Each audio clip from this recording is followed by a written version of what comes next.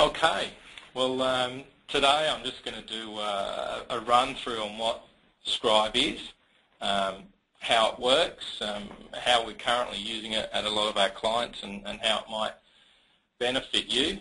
And I have a bit of a discussion around, in particular, how it works with Microsoft Dynamics GP and CRM. We'll look at the components of Scribe, and then we'll also have a look at a fairly simple integration, and I'll just show you how that works and how easy that is to set up. So to get going, the Scribe is a data migration and integration tool. It's basically designed to be as flexible as possible and still fairly easy to use. You don't necessarily need to be a technical person to use it. You just need to have a handle on the products that you might be integrating between or with. To help with data integration and migration, Scribe have set up or created what they call adapters.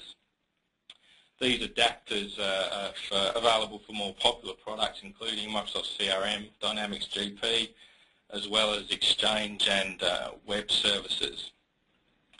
Basically, the adapters within Scribe are particularly good for PA with the GP and CRM adapters, because they take the complexities out of data integration and migration, basically by providing a more friendly front end into the back end data schema, which means you don't need to know the database structure. You just really need to know how your product that you're integrating into, e.g. GP or CRM, works. So later on we'll go through those adapters and have a bit of a play with them.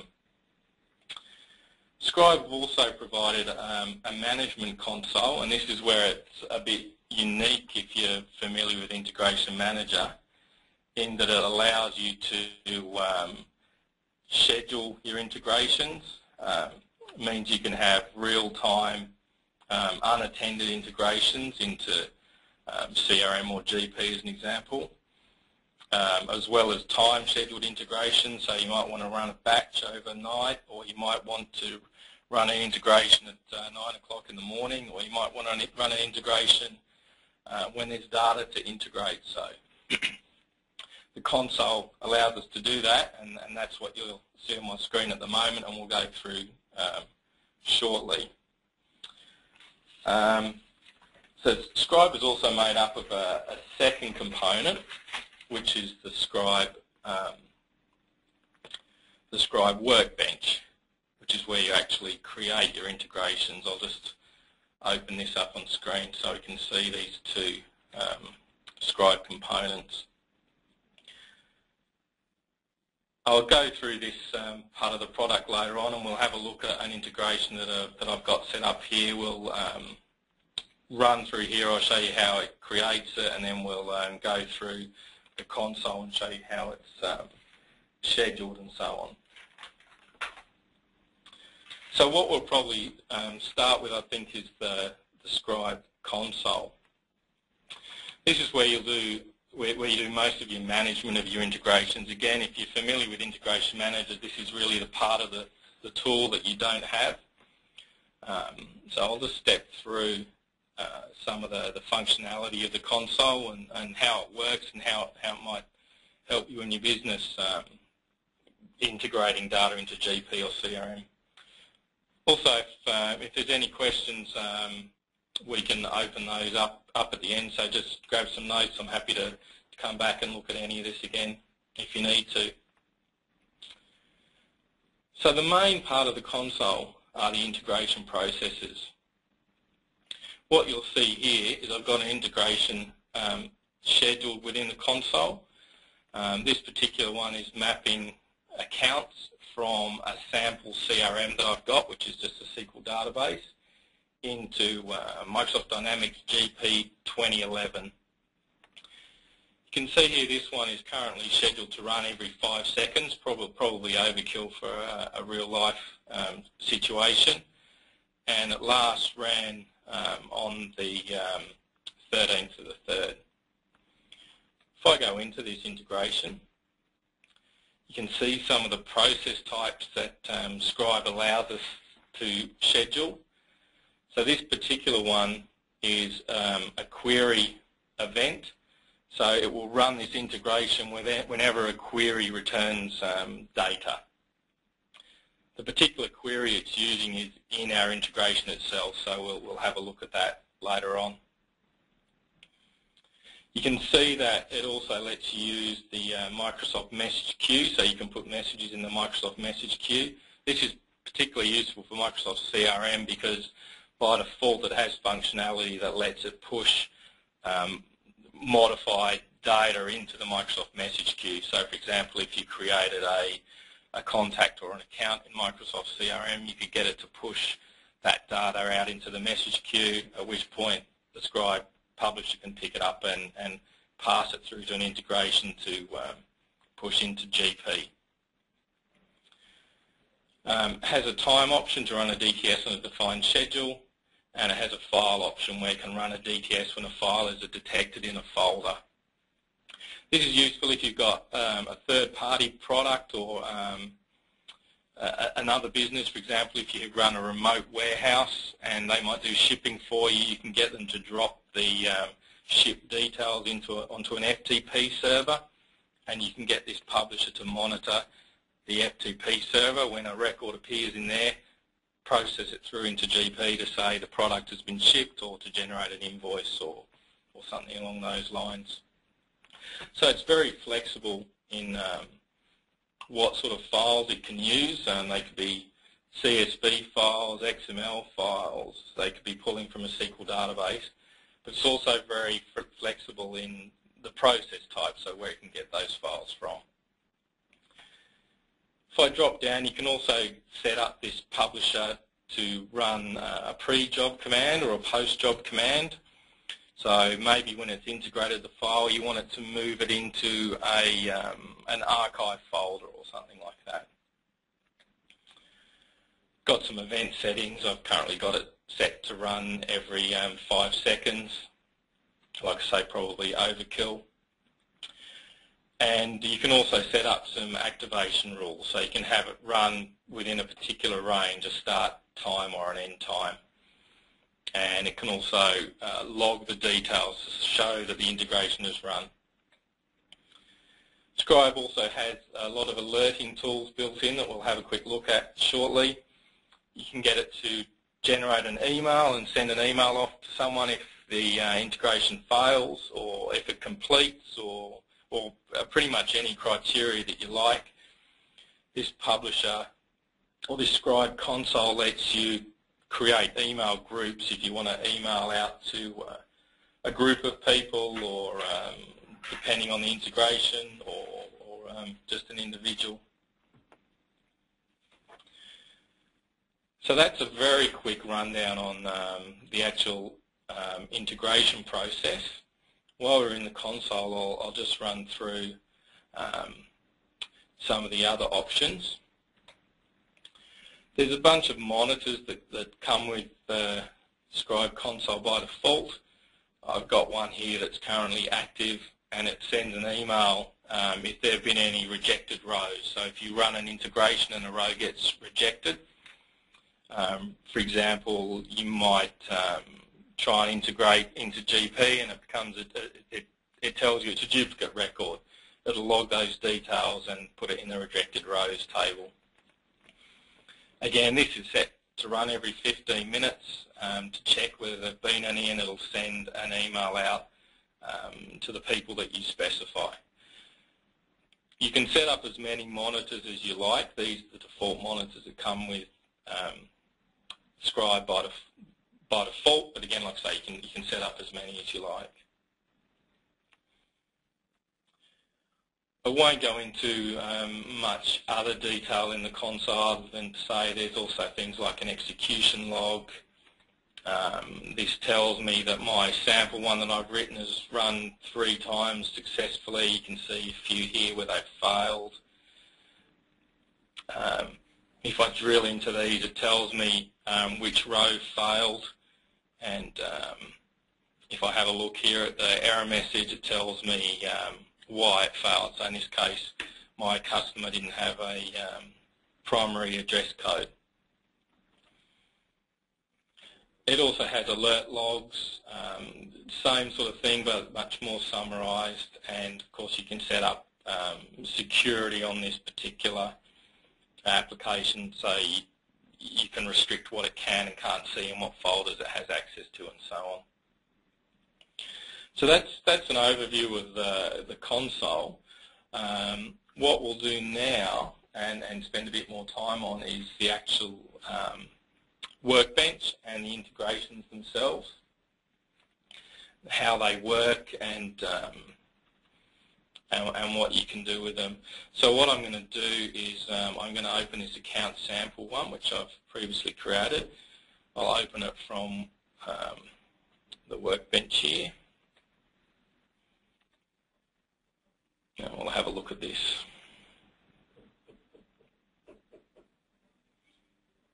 You can see here at the moment it's connecting to the target. So this is what the Workbench looks like. It's made up of 3 main panes. It's fairly straightforward product to use. Over on the left-hand side here, it has our source, so where our data is coming from. This source can be one of many types. So it could be one of the adapters that Scribe supplies. That could be GP, any version of GP pretty much from 7 onwards. It could be CRM, Microsoft Dynamics CRM, again, any version of CRM. It could also be AX, NAV, Exchange, Web Services, a CSV file, Microsoft Message Queue. In this case, it's going directly to a SQL database, and it's just doing a simple select. Over on the right-hand side, we've got the target. Again, the target can be any of those that I've already mentioned. You can also have multiple targets, which is what I've got set up in this case. The good thing about the multiple targets is, particularly if we're looking at GP or GP in particular, or any product really, is you can interrogate the data that's coming from your source, and depending on a flag in there or possibly the state or something like that, you can push the data into the required GP database. So if you've got a database by country, you can have one integration and let Scribe interrogate your source data and decide what target connection to use. In this case, you can see here, I've got 2 connections. One of them is to the World Online, which is just the sample GP database, and also my Scribe sample database. The Scribe sample database just has a few tables in it, and that allows you to have something to muck around with. Scribe sample, you can see here, is also my source.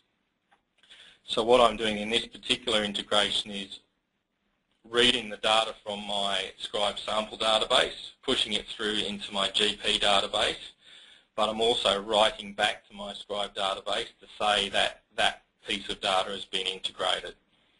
So it gives you a lot of control in that you can update your source data. You might want to put an integrated date, or you might want to just tick a box to say it's been integrated, or you might want to write back your GP ID if it's creating an automatic ID, or in the case of CRM, maybe your CRM GUID or a piece of data from CRM to keep your source and target data linked together. So we'll just have a look at one of these connections.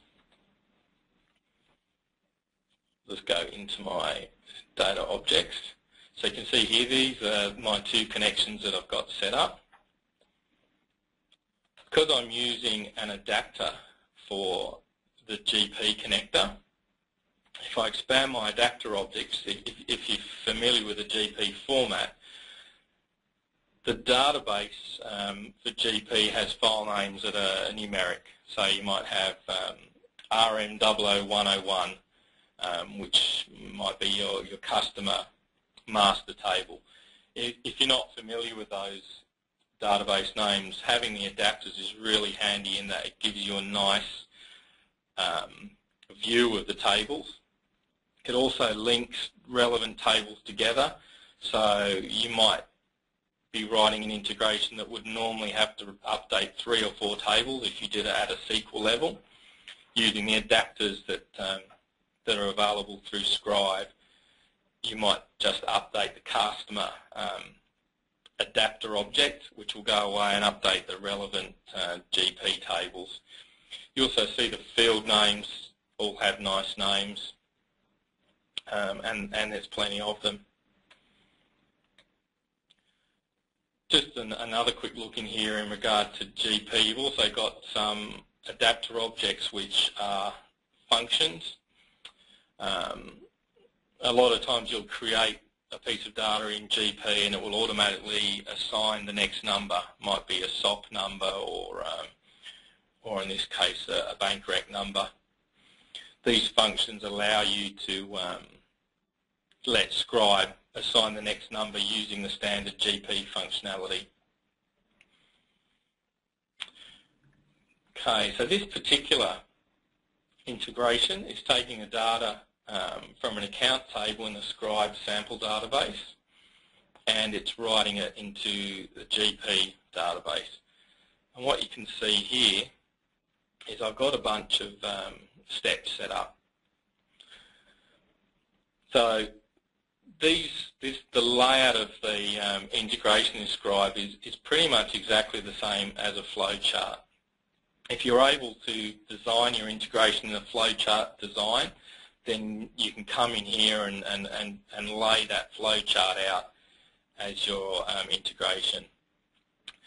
So for example, this one, its very first step is a seek in GP. So it goes away and has a look to see if the customer ID already exists in GP or not. If it does exist, it goes on to this second step, which is an update. If it doesn't exist, it goes on and does an insert. Fairly simple functionality there, but the really nice thing about this and splitting it out into multiple steps like that is you can say if I'm doing an update, only update specific fields. If I'm doing an insert, only update specific or insert into specific fields. So for example, this integration, when it does an insert, it puts the customer record on hold. An update doesn't touch that field, so it means that someone needs to go into GP, review that record and go, yep, that's fine, and take it off hold. Of course, you don't have to do that. Update and insert can both be the same step. You can see over to the left here, these are the options, available operations, and there is an update insert. Then this final step, it's going back and updating our sample account in Scribe to say it's been integrated. There's a lot of other functionality in here. You can tell it to skip a field or skip a record if a field is blank. If you're doing a select and you're sorting it, you can tell it to skip a record if it's repeated, so it matches the previous step.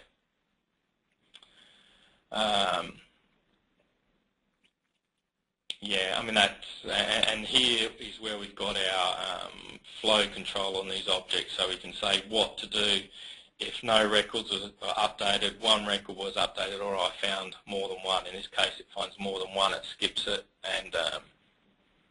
and we'll move on and give a duplicate error message. So if we look down the bottom of the workbench, this is our third pane and where we actually do the mapping. Mapping within Scribe is a very simple process.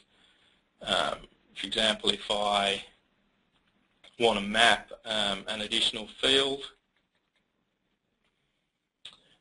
we might say location might map to country code. We just, let's highlight those fields again.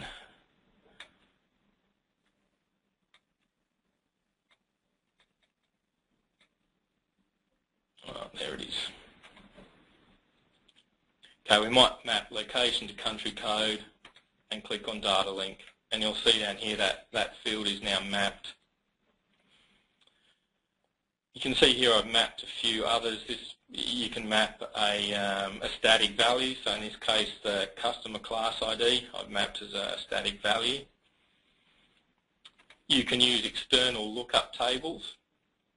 So this particular one is doing a lookup based on the phone number. It's taking the first two characters of the phone number and saying if it's an 02, it's New South Wales and so on, and it has a mapping table to go and look at to get those details. If we look at the update step as opposed to the insert, you can see I'm only updating a couple of fields: ID, name, phone number and fax. Everything else I'm leaving as it is. And then if we look at our very last step under the Scribe sample, there's only one step here. It's going back to our Scribe sample table and updating this particular record to say it's been integrated. So that's the basic of the workbench. Of course, these fields, if I double click in a field, I can edit the formula and make it a lot more complicated than just mapping a field or having a straight piece of text coded in there. There's a whole bunch of functions by category here.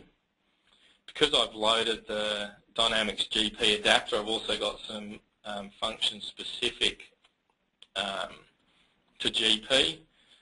Things like GP date. The date in GP always has a time of 12 AM on the end, so this will convert any date to that particular format. I mean, there's a lot of functionality in here. Basically, if you can think of something that you want to do lookups of data, or you want to use mapping tables, you want to use external files to map data against. You need to do some parsing of things, even simple things like parsing a name. Lets you pull the first name out or the surname out or so on. Takes a lot of work out of any coding and that sort of thing. A whole bunch of system functions and so on. So they've included a lot of functionality in regard to formulas and tools and so on. And if that isn't enough, you can still write your own user variables or user functions to use within a data integration. So what I'm going to do now is we'll integrate this particular data so we can have an idea of what it looks like. First of all, I'll show you what it looks like in SQL, and we'll watch the changes go through. We'll also open up GP so we can see that updated data in GP.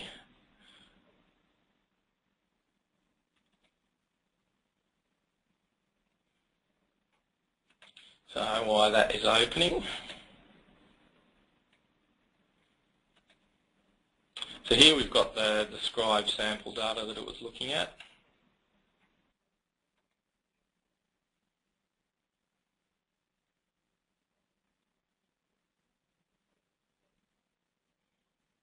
And currently I've got a couple of records in here. Their integrated flag is 0, which basically means they haven't been integrated yet. Okay, we'll just get into GP.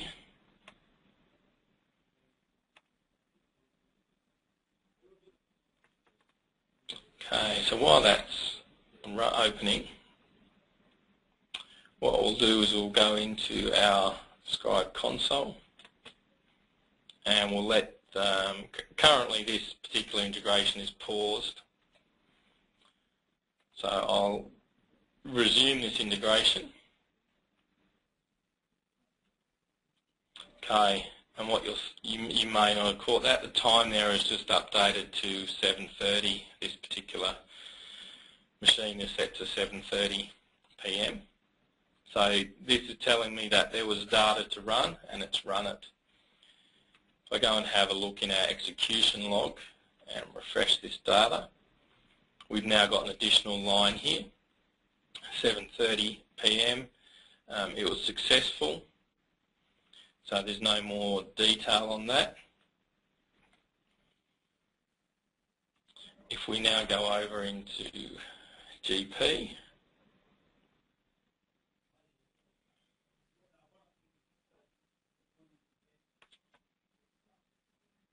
we'll have a look for those two pieces of data.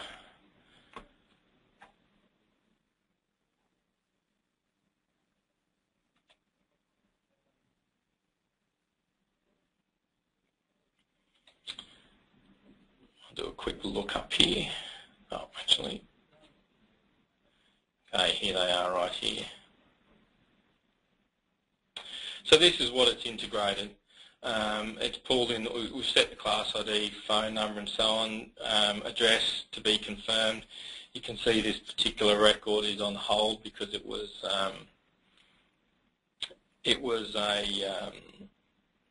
an update, it was an insert record. Anything that's set up within GP to automatically populate, of course, gets populated. It's exactly the same as if you key the data in through the front end. And if we go back and refresh our Scribe table back here, you can now see these two records have been integrated. So what that means is our console is still running. It's checking every 5 seconds, but there won't be any more data for it to integrate at the moment. There won't be anything for it to pick up. If I were to take that hold flag off and save that record, and I'll edit this data back in SQL here to take the integrated flag off.